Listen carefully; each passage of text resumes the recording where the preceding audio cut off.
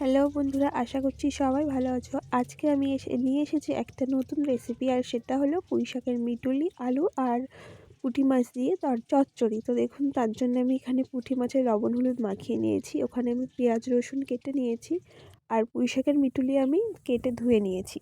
তো বন্ধুরা, সবার প্রথমে আমি মাছগুলো ভেজে নিচ্ছি।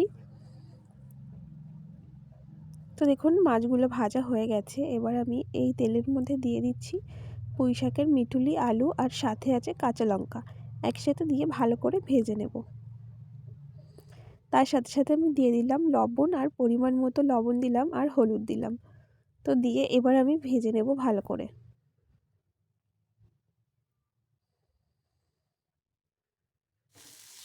তো দেখুন বন্ধুরা, ভাজা প্রায় হয়ে গেছে। তো এগুলো এবার আমি তুলে নেব। তো তুলে নিয়েছি। তারপরে আমি কড়াইতে দিয়ে দিয়েছি তেল। তেল গরম হয়ে গেছে। এর মধ্যে আমি ফোড়নে দিলাম জিরে, আর যে পেঁয়াজ আর রসুনটা কেটে রেখেছিলাম সেটা দিয়ে দিচ্ছি। তো আমি পেঁয়াজ রসুনটা একটু লাল লাল করে ভেজে নেব।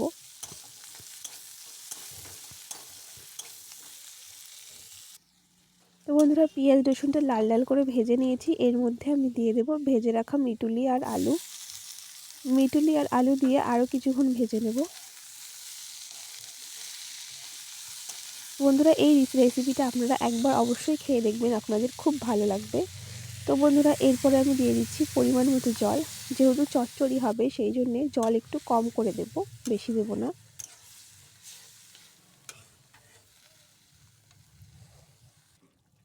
বন্ধুরা দেখুন, জল ফুটতে শুরু করে দিয়েছে। এবার দিয়ে দেব ভেজে রাখা পুঁটি মাছ।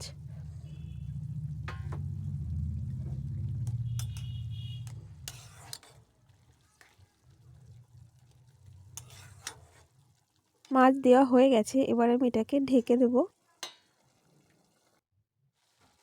তো দেখুন বন্ধুরা, আমার পুঁইশাকের মিটুলি, আলু আর পুঁটি মাছের চচ্চড়ি একদম পুরো রেডি হয়ে গেছে। আমি নামিয়ে নিয়েছি। আপনারা অবশ্যই এভাবে বানিয়ে খাবেন আর জানাবেন কেমন হয়েছে। আর এরকম নতুন নতুন রেসিপি পেতে চ্যানেলটি